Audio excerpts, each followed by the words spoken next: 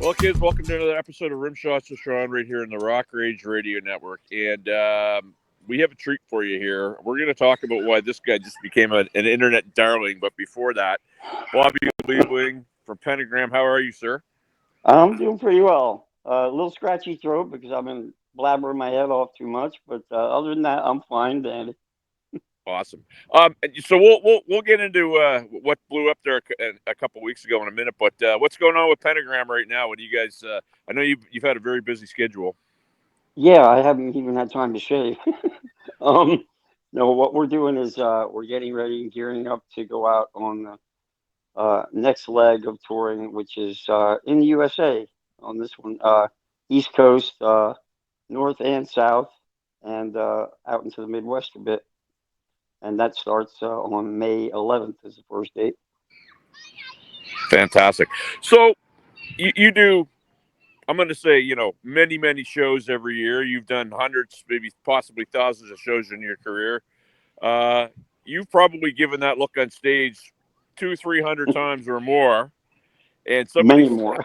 right, and somebody happened to catch it. And obviously, what we're talking about is that we'll call it the death glare. I don't know what they've been calling it, but it We went call it the absolutely ghoul. well. It went bananas, right? It went up on social media. I think Jimmy Fallon even posted it. You became a guy that's been plugging away, and all of a sudden, you're this overnight success internet darling. Talk a little bit It's about that. it's really been freaky. It's one hell of a ride and quite a big change. I mean, like I told some other interviews I've done recently, I couldn't believe that it was really real when I first heard, "Hey, Bobby, you went viral. Check it out." Right? And this guy gives me a link to X, which formerly Twitter, and I went over there and I looked and I saw an M after the numbers. It said 3.2 M. And I Yeah, said, wait a minute, yeah. something's wrong with this, okay? And an hour later, it said 5M. And it kept going up to the ceiling. And now it's up to conglomerately with about 100 memes accompanying things worldwide in about 5 languages. It's gone up to about 80 million views. I'm dumbstruck, man. I'm not Well, used to this. so and that's the power of the internet, right? Because I joke around all the time. You can do something that you think's meaningful, and you get a couple hundred views or maybe 1,000 views, and then some guy Yeah. feeds raccoons on his back deck, and it goes viral. But you certainly didn't do Yep. that. Do you remember anything in particular about that show that might have been anything different than what you guys normally did that would have got that? Hell no. It's the same thing that I've done every night for 40, was it, song's 43 years old now, I think. And, no changes. I've always kind of gotten that vacant stare and looked around at people because the song's called The Ghoul. And, and that's what the lyrics are about. It's about someone who's of a different type of life. So, And so you've played that song since that clip was recorded, correct? mhm, since 81. So now, are you noticing when you announce the song, you bust into it, all the phones come out? All the phones come out, the cheering starts, and people now they know the words and all that it's probably our most listened to song on the formats like Spotify, I think, in the last month. It's So millions. It's I want to serious. ask you a question because I think you're the perfect guy to ask this. So oftentimes you hear about bands that replace band members or whatever, and a new band member comes in, and people are complaining that it's not the real band, or somebody Right, people right. complain about, how you got your attention, and people complain about that. You got yours in a very unique way, but it drew a lot of attention to your band. Do you have any regrets about that, or you like, if it was me, I'd be like, yes, sir, that's pretty amazing. But any regrets about how that's happened for you? I have none. I'll take it. I Yep. mean, look, I've carried the flag and at Iwo Jima, so to speak, for Pentagram for 54 plus years, man. And it's been a real rough ride. A lot of rocky roads, ups and downs. People in and out. People always, like you said, they criticize things like, "Wow, man, they changed members so many times. What do you expect in a half a century, for God's sake?" People go their own ways, And I have no regrets, and I'm happily placed, and very sedate about the situation itself. So Well, you I'm, you I'm you loving it. you would be a perfect guy to talk about that because if you're saying 54 years, I mean, you know, 4 months is a long time for a band. You're saying 54 years you've been able to keep that brand out there. People come Yeah. and go. How do you feel about when people, say the whole thing about it's not the real band? Well, it is the real band. First of all, I own the name, Right. and I am, since I'm the front man, and I've got lead singer syndrome a little bit, but like they call it, it's like, LSD. yeah, exactly. It's like, look at me. And, I like to flaunt, and I'm an exhibitionist at heart. And I've kept it going in various, formats of members, but it's always kept, in my opinion, and in most of our fans nowadays, even the new ones, a signature type of identifying thing. And of course, one of the main deals with that is the vocals are the same sounding melody line, guy, and you identify with that, of course, Sure. So it's the Um, first thing that people listen to. so again, 54 years, man. That's you've seen a lot of trends. You've seen a lot of things come and go. You've seen a lot of changes in the business. Everything from, the hardcore touring where that's where you made your money to now there's streaming, and all points in between. Has there ever been a moment where you went, you know what, that band, we are better than them. We've done a lot more than them, and they've made it, and we haven't. Has there ever been a point like that in your career, or you just kind of take it as she comes? Now I take it as it comes. There was a point, yes. There were many years of that point of Yeah, why in the hell won't someone like Iggy said, "Hey, let me in. I came to play." You know, it's just we weren't in the right place at the right time, which is part of the deal that you have to have. And we didn't have management. We didn't have a label support and stuff like that. So we just kind of passed by. Plus, we were in Washington D.C., which had the lousiest music scene in the entire U.S. for 30 or 40 years, probably until the punk thing broke it a little bit, but not really. You know, so we're well, in a crummy music city too. and your longevity, you would have went through that whole PMRC phase that was going on where they were trying to Oh yeah, label every album, and you guys would have taken some heat for the name of your band, and you weathered the yes. storm. Do you still get any of that? No, virtually none nowadays. I mean, look, it's like the jewelry I wear.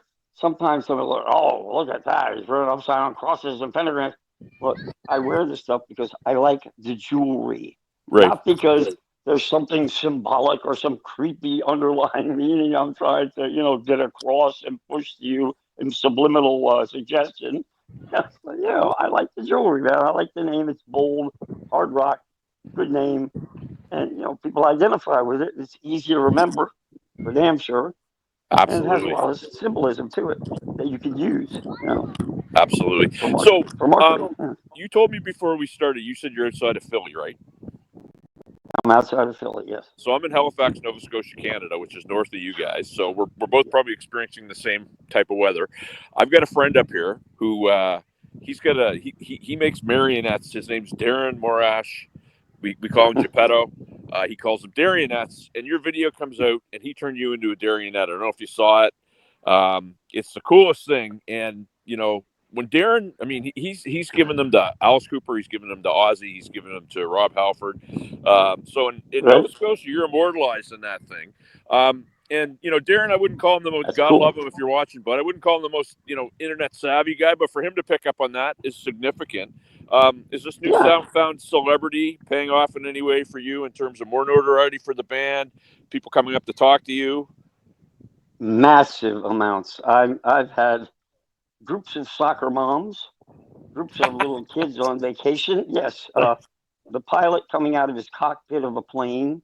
Uh, People stopping you in the airports right and left. TSA stopping you, where you think they might gonna, what do you want? And it's, can I get your autograph?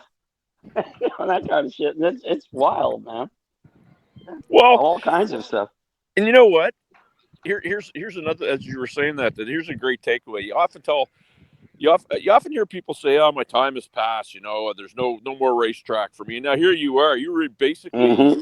you've got a new lease on your career. You're like the new guy. I would never ask you how old you are, but here you are as a brand Hey, new sensation. I'm an open book, man. I'm 71 years old. Okay, so 71. There you go. Eh, Don't quit. Don't give up. There's always time to uh-uh. reinvent yourself. Nope. Keep your eye on the prize. A dear friend of mine, Sir Abrams, taught me that and said that to me all along. So keep your focus. If you fall, you get up. And it's like people always asking me about the sobriety aspect with me. Because they know the movie came out. I was addicted to all the drugs for many, many, many years, and they said, "Oh, and so it's really great. And now you're sober, like it's some championship medal you're supposed to win." Hey, I'm human. Sometimes I fall and I get back off my ass and keep going. I mean, it's what you're supposed to do, man. I'm a human being is the bottom line. We all have vices. We all have shortcomings. We all have failings and successes, and you just keep rolling, man. Yeah. Well, and it's funny because I've been around this business a long time. I've been in it since I was 17. I'm a drummer. I play, I promote Mm-hmm. music and all that stuff. And I knew from the second that you texted me back, and I will say this is for Mr. Liebling there, he answered right away when I texted him. Don't bug him, but he did when I asked him to come on the podcast. But I knew you'd be a very well spoken, very, very smart gentleman. And you sometimes get people that are surprised because they see the ghoul, that video of the ghoul, and this is a normal guy. Well, thank you for the sincere compliment. I really take it to heart. And yeah, I mean, I'm elusive, fairly articulate, not extensively educated, but I got a high school diploma and two college psychology degrees in high school.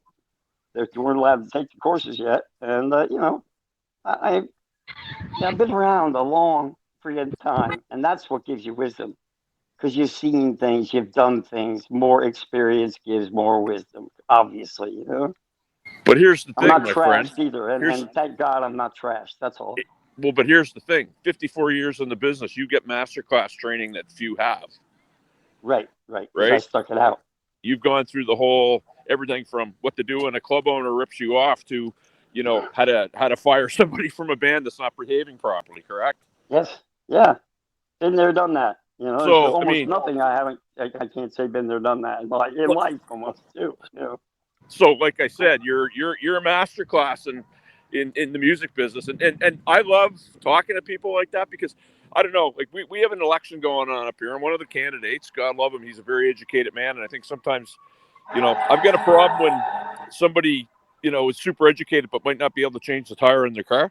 You know what I mean? There you go. That's me. Well, and I'm very I'm not, much I'm not super educated, but I'm not handy at all. I'm a klutz all the way, man. I have no mechanical aptitude whatsoever. I play guitar and bass, and due to arthritic setting in, that's getting next to impossible to do now. But aside from those two things, when it comes to mechanics, man, you can hang it up with me. I can barely put gas in the car if I need a lock for the tank. I mean, You know what? So you're my kind of people. I can tell that right now.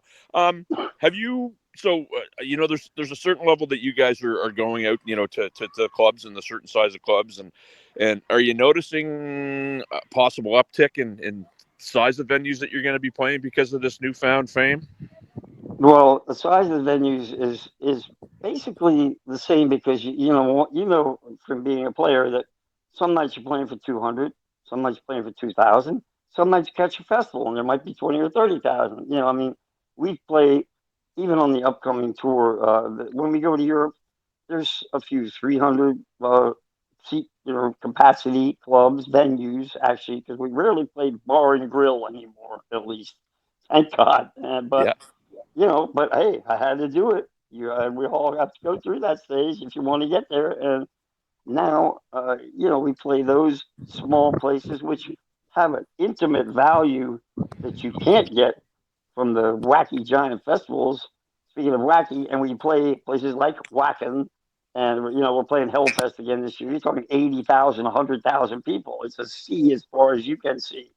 And they're Well, basically, it's on and off with that kind of thing. Catch as catch can, really.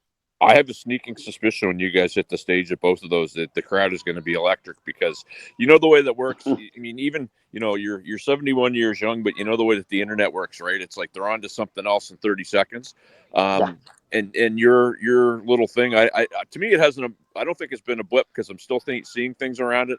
And if you hit that 100 million range, I mean you're in somebody's subconscious for quite some time. So I think you're going to have some great audiences over there. Yeah, Listen, I'm hoping last so. question, my friend, because I know you're busy. You look like you're chilling out there today. I don't want to keep you, but where do I send my viewers to find out more about what Pentagram's up to, what Bobby's up to, and all that good stuff? Okay, on Facebook, we're plugging the brand new page, which used to be Pentagram Official. Now it's called Pentagram, and then capital letters Band. Simply Pentagram, big letters Band. On Instagram, it's small letters Pentagram _the _band. That's the official one, and the other ones you can start doing away with. We're trying to filter things out. It takes a long damn time to do that, but those two are the predominant, sites where you can try to make contact, and you can also get to the merchandising area of that kind of thing. We're about to open our eBay store and stuff. We got more merchandise than I've ever seen any. I mean, not Iron Maiden, not Judas Priest, Queen. I've never seen a band with more merchandise. It's ridiculous. You need a separate truck to carry this stuff around. Well, when you get a band name like you guys have, and kind of the visual piece that you bring to Yes, the table, I mean that's a nice sideline, and and I know, I mean, merch is a huge part of the equation these days, right? it's bigger than the pay that you get for a night. I mean, the Right. merch is probably running about 65 to 35%, in that type of area. I mean, we got baseball cards with bubble gum, skateboards, jewelry, sterling silver jewelry. I mean, you name it, we got about 12 to 15 kinds of shirts. You know what I mean? Incredible. It's And wild. it's funny. I can't remember. There's a guy from one of the metal bands that said he doesn't feel like he's a musician. He feels like he's a traveling t-shirt salesman now. So there's a lot Yes, to that, right? yes.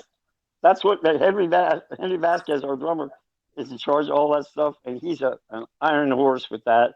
Been doing it for many, many years, and he's very versed at it.